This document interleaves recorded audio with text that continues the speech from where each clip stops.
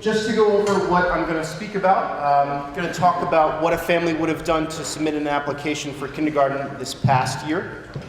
I'm going to talk about the admissions pilot that we did in our choice districts, 1, 7, and 23. I'm going to talk about what will change and what won't for families this year. I'm going to go over the timeline of the application process and discuss what you would need to know if you were submitting an application and some decisions you may want to consider and some resources for families. So I mentioned our pilot districts in districts 1, 7, and 23. So this past year we piloted a streamlined admissions process where families submitted one application ranking their choices within the district. Again, I just want to emphasize this new process does not change the zoning lines of your district and does not change the admissions priorities schools use to admit students. In the past, some families may have received multiple offers. This year, families will receive a single offer to the highest ranked school on their preference list, according to each school's priority structure. And one thing to consider here is your admissions to a school would be based on that school's admissions priorities, not based on how you rank the schools. For example, if I were to apply to 5 schools and I got an offer to my 3rd choice, I would remain on the wait list for my 1st and 2nd choice, but not for my 4th and 5th choice. So there are a few things that will not change. Families can accept offers, remain on wait lists until October, that would remain the same. Families will still hear about gifted and talented placement after kindergarten offers go out. That timeline is roughly going to stay the same. So those gifted and talented offers will go out after April. We will have a link to the charter school common application for families to download. The charter schools will be included in our elementary school directories this year. They have not been in the past. They will have school pages this coming year. So just to go over the calendar a little bit. Currently, October through December, this is before the application period opens up. We encourage families to learn about their zone school, to visit schools, go on school tours, or if there are open houses, and still have that contact with the schools they're interested in attending. If families are interested, there is a request for testing period for gifted and talented during this time. And again, just reviewing your options, doing research on the schools you're interested in applying to would be appropriate. So one of the concerns with this program is that what will happen is folks will, well, first of all, you can rank 20, up to 20 schools, or as many as you'd like. Correct, up to 20 schools. Up to 20. And again, 20 programs. So you can put the dual language program at a school, as well as the general education program. Okay, so you can list up to 20.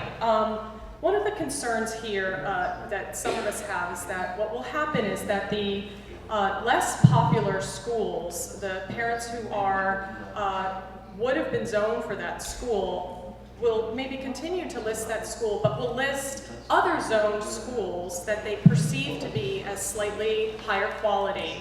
And then what will happen in those zoned schools is that the class size will rise to the UFT contractual limit, resulting in what is essentially overcrowding in the school, because one of the things we all know is that the DOE's footprint for what is capacity is just a very impoverished, based on an impoverished vision of what our students and our children need. It doesn't really make space for art or music or science or any of those things.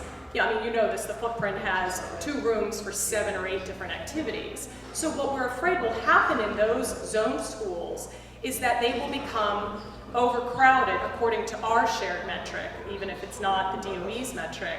And what happens then to these less popular schools is that space is created in them. And there's no district that knows what happens to schools with space in it better than our district. We know that you get co-located with another school, which is not something that we've enjoyed, and actually is something that our CEC has come out in opposition to.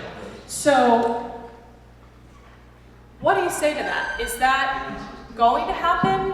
Did it happen in District 1? Has it happened in District 7, District 23? Is that really one of the motivations for this, to sort of compact students in select schools and create space for more charters? So it is not a choice process, and I just want to be very clear about that this process does not change how a school would admit students.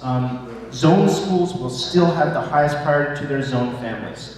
A family who lists their zone school last and lists some other programs that they would prefer more would be no more entitled to those programs than they had been in the previous year. If they were an in-district applicant, they would still only receive that level of priority. So for the most part, we believe that this process is not going to drastically change the enrollment numbers for families. The intention of this process is really to ease the burden of going school to school for families, for school staff as well, for data entry. Again, the school staff would have to be present there to receive, work with the family, review documentation. Okay, and I just want to make one point, sorry, Tori, is that I was the parent coordinator for the kindergarten fair. Tori obviously is on the CEC, and Miriam, who's the president of the CEC, we did a mad scramble when all of a sudden one of us got some piece of info that said Kindergarten Connect is happening, and we all went, oh my God, we're about to have a kindergarten fair. I, who was in direct contact with every single District 6 kindergarten school with the principals, I can tell you 98% of them knew nothing about this coming. None of them prepared in advance. None of them set their tours up to accommodate this process. None of them did anything. And most of them didn't even know that we had a school that just found out today that's in this district. So you're handicapping our schools who are already faced with their own challenges, and then you're handicapping the parents who are not able to tour the schools. I love the idea of a centralized application process. I love it. I love convenience. I love the masses being able to get their opportunities. I'm all for it. But don't handicap us to roll it out. Don't make my kid your trial and error process. Figure it out. Help the schools figure it out. And then bring the process forward. Do some trial runs where you have a smaller test group with zoned schools, and you work in partnership with your schools. These are your schools, but they're our children. There's nothing more important to us than our children. You have the opportunity to get it right. These are the people that are educating and providing a lifestyle for our children. And when you throw something together in a week, you make us feel vulnerable as parents. And it's really not the case. I really do appreciate that concern and those words. I do. I want to do my due diligence and I want to research all of these schools and so forth, because there is a different system and I need to have a preference. So if I haven't had a chance to go to tours and really get my research done, I'm really at a disadvantage in ranking. And we went to the kindergarten fair on Saturday, heard this, jumped on it this week. I took a morning off work to try to make tour appointments and do all of this, and I'll tell you what I've learned. There are 2 schools that are no longer offering any tours until March, so I can't really evaluate those schools in person until after I need to make my preferences. There are 3 other tours that I couldn't get into, and maybe they'll have another one in January. I'm supposed to check back. So it makes me a little crazy because I really want to be a good parent here, and I want to make a good choice. And I'm even willing to say, all right, DOE, you're putting a new system in place, and I'm going to try to get on board here, but there seems to be a lot of parents contacting DOE and no longer in contact with school, and school out of sync with DOE for what's happening. So I mean, there's this wonderful email list here. Why can't I get an email from DOE saying, here are all of the tours, and here you... So we do have a list of all open houses and tours that schools let us know about. You know, this process doesn't necessarily address the individual policies at each school in terms of how they give out tours. And I don't want to undermine the importance of a family choosing schools and applying and ranking their preferences. It's a real process, and it's one that does take some time and some thought. We are working very closely with superintendents, principals, school support to welcome families, as they have in the past, but even more so. So families still do have that sense of being able to go to a school and understand the actual environment of the school.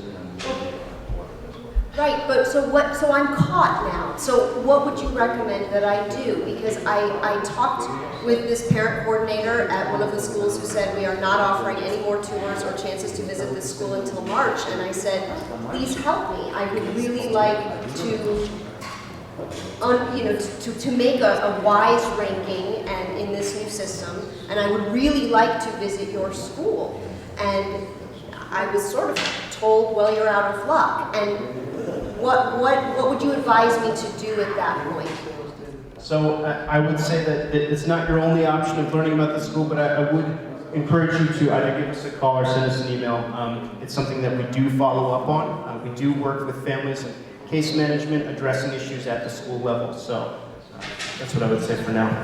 The reason why I'm here is because we received no information. I received one phone call and I was asked if I have any questions. I can't ask questions if I was never given information. So I'm really concerned we're not prepared. I found out from a parent when the deadline is for applications. We already scheduled tours after that deadline, not knowing about this information. We don't have computers set up. We don't have staff. Instead of my staff being in classrooms with the children, they're going to be stationed at these computers, which is problematic. I have lots of questions. I don't want to take up everybody's time, but my most important one is the cap size. We try really, really hard to keep our kindergarten classes small. What kind of leeway do schools have with this? How are you communicating with us what we want our classrooms capped at for kindergarten? So I'm happy to speak with you individually after the presentation because we may have some more specific school-based questions that I can answer.